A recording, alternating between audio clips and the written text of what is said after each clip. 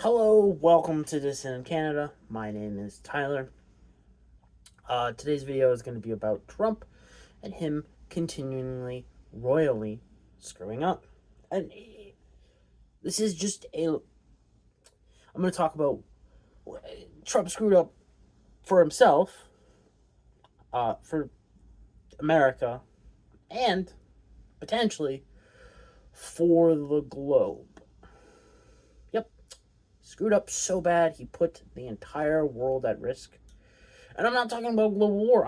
I'm talking about the global rising being put in, or global uprising, I should say, being put up in jeopardy. So, with Trump uh, screwing up by attacking Iran, walking back the we're going to stop shipping arms to Ukraine, and the Epstein cover up, which I do understand that Laura Trump has been sent out to do damage control to at least a certain extent on Benny Johnson. We'll see where that goes. But with all that happening basically back to back, and he lost the messaging war on the big beautiful bill, Trump has put himself in a very, very bad situation. I've been listening to a lot of Robert Barnes, Richard Barris, Mark Mitchell. Very accurate in the case of the latter two pollsters, the number one pollster and the pollster for Rasmussen Reports, which is also very accurate, and Robert Barnes, very accurate predictor of, political events and how they transpired and what's really going on. But specifically Barris on Inside the Numbers on Monday, and also he was on the Viva Barnes show on Sunday. So go check those out. Barris's data suggests that, again, the midterms are a D+2 electorate, which Trump did win D+2 in 2016. Except midterm voters, the not outcome, but the ones who actually vote, the turnout is very radically different than a presidential election.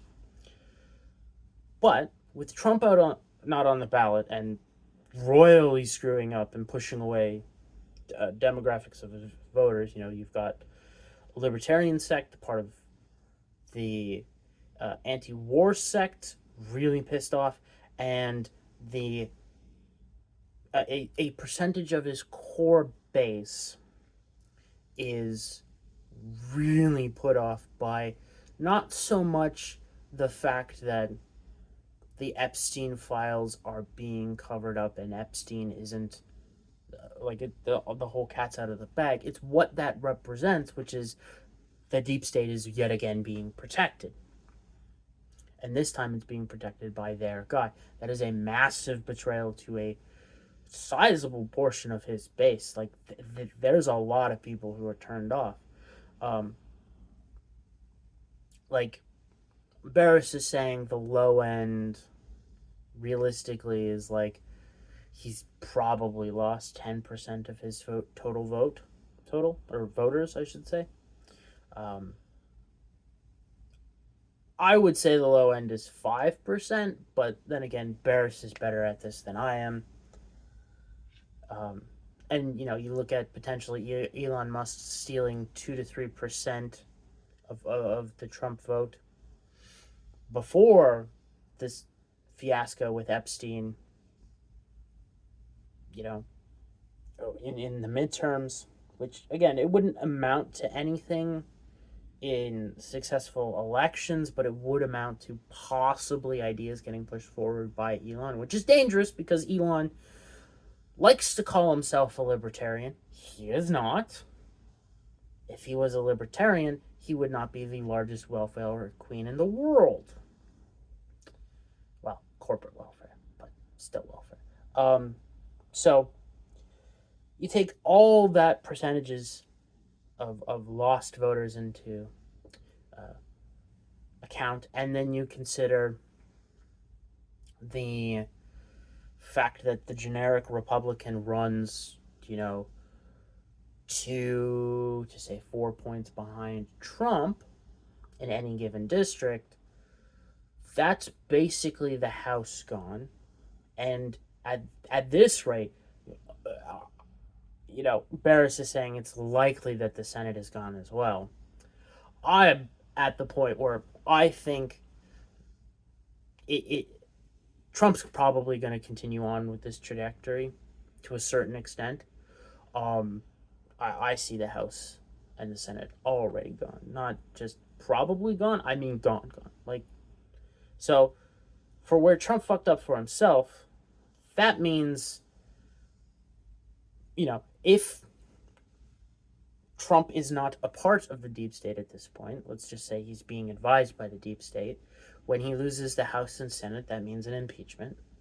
That means a Senate conviction. That means likely a real trial, being sentenced, jailed, and then probably shanked in some federal prison.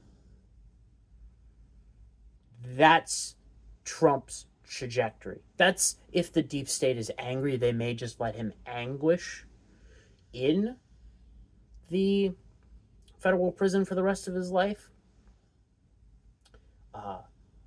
The length of his life is the issue, because I don't think they hate Trump. I don't think they let him get away with it.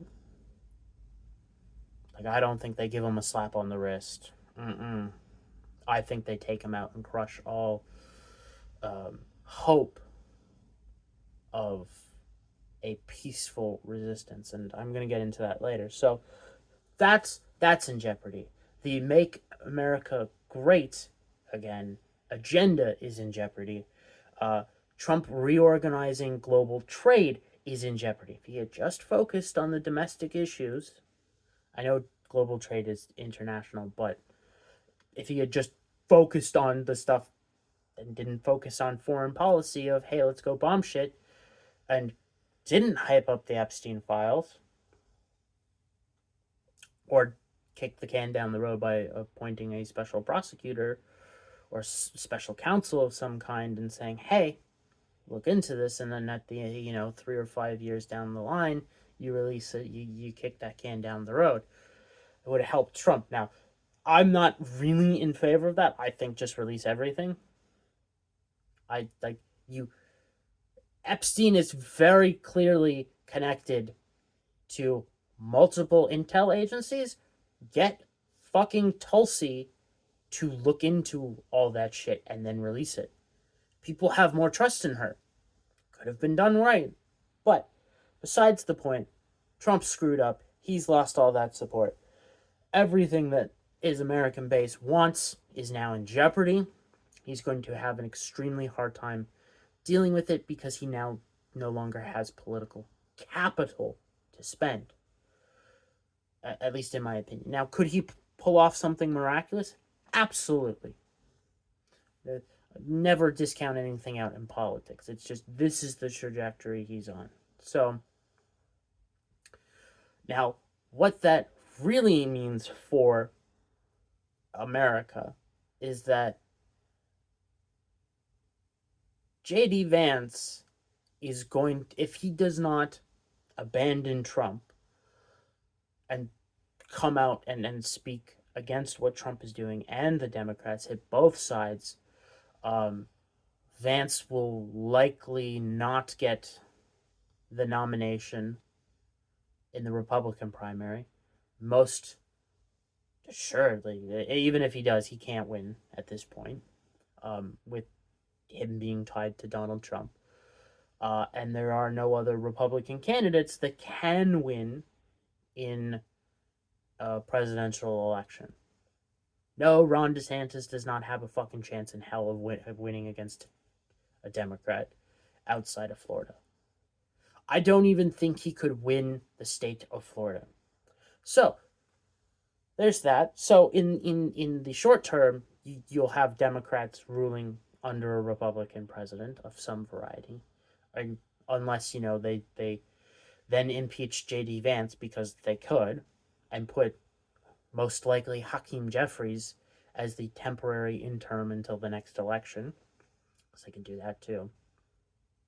In which case, again, it is my opinion that it will be a Newsom, Cortez Democrat ticket for 8 years. And then they will probably, at that point, try to run AOC as president. And you will have a generation of Democrat rule in the United States unopposed.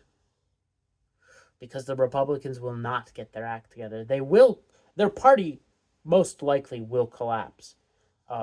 Not just from voter support, but also donor support. So you're looking at that. So there's a potential for a good outcome where you get a new party that's able to actually do some real good. And no, it won't be Elon Musk's party. No, not at all. Not that authoritarian jackass. So massive problems there. Now, if you want to get conspiratorial, what I am going to talk about next is the reason why the deep state potentially, planted Susie Wiles there and Pam Blondie and all the others that are involved behind the scenes of making the Epstein fiasco, because it's realistically the only way. Well, it's not the only way, but it was one of the topics, again, that because what it represents, that would allow Trump to torch the almost unshakable support his base has for him. But if you expand that out to the globe, and you now see someone, say Trump is seen as somewhat of a global champion for populism and moving the world in the right direction, he is a banner to rally behind. You can clearly see this in Canada. You can see it in other countries as well. What this could do is destroy, or at least lessen the support, at least for a generation again, of the populist-minded voters out there, and suppress their votes by them, coming to the conclusion that, well, it doesn't really matter who you vote for. You're going to get screwed, and you're going to get, all manner of evil anyways. That is the royal fucking screw up of Trump. Is that he may not just kill the populist right-wing movement in America for a generation. Like, populism always pops up yet again and again and again, because, who would have thought that it's actually the way we should probably run countries on populist policies, because for the most part they work. Like, if you look throughout history, some of the best performing leaders are ones who are populist and have done the most good for their countries. So there's that. So you could see a resurgence of globalism. Now, I'm not entirely sure about that, and that's leading into my topic that I'm thinking about doing for Friday, because it is a big white pill and it does have to do with Epstein, and it's the counterbalance to what's going on with Trump. But this is what Trump has put at risk, is not just America, but the world. Like, you could have another generation of authoritarian crackdowns globally. And that, like, say you get a resurgence of these globalist evil forces, we could very well easily be thrown into a world war.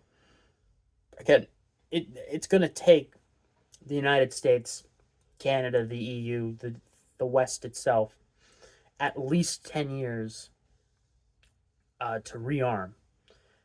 They are already making plans of how they start the next fight with Russia. Um, Looks like Romania will be the stick to poke the Russian bear, but there are other ways they could do so. They could, again, use Israel as a cudgel and go through Iran and start some shit that way. Now, that would be a global proxy war, like Ukraine, but on a much larger scale, because China would definitely have something to say about that. They need the oil that Iran sells them, and they'll increasingly need it, unless, again, China enters into a collapse, which is also extremely likely with how the economy is going over there, and Xi's internal position within the Communist Party is running. Like, Xi's like constantly purging his government of disloyal, what he would call disloyal factions, and it's just mostly those people are just looking at the problems and being like, fuck, we need a solution. It may be time to deal with Xi. So there's that problem in China. Putin's getting up there in age. Succession is a massive problem there, which means you're probably dealing with Medvedev. And that's probably not a great idea for the West to fuck with him. So yeah, Donald Trump, his fuck up as America extends outward. And that's how it goes with America. When America screws up, because they are the global superpower, although that's also in contention at this moment, but they are the dominant superpower for more than one reason than military. They are the only ones that have the ability to print the dollar, which that will increasingly become important, even though they really don't print as much as they need to, at least for the global economy. And the domestic economy, for that matter, but that's a totally other topic. You know, just trying to think of examples of America fucking up on something small that just radiates outwards. Patriot Act, real simple. They rammed through the Patriot Act, and everybody followed with similar style things. The Five Eyes cooperation increased, and you have a global surveillance network of intelligence agencies doing God knows what at this point. We need another church committee. The assassination of JFK and his brother RFK, that cemented the power of the deep state, which then cemented the power everywhere. Like, America is the battleground for this. If you want to win the fight against these evil globalists, however you want to describe them, you have to win the fight in America. And the problem, again, is Trump has put that in jeopardy by being a fucking asshole. You could say dumbass, and that is true. He is listening to bad advisors, and he's not listening to the few good advisors he has, those being, Vance, Hegseth, and Tulsi. Should heavily rely on those people instead of, hey, let's get information from Mark fucking Levin about Israel and Iran, and let's listen to that fucking asshole. Yeah.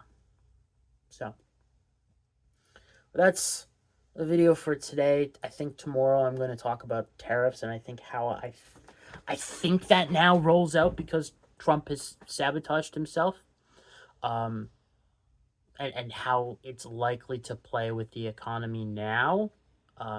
Trump had a very narrow time frame in which things to get done, and he hasn't because he got distracted.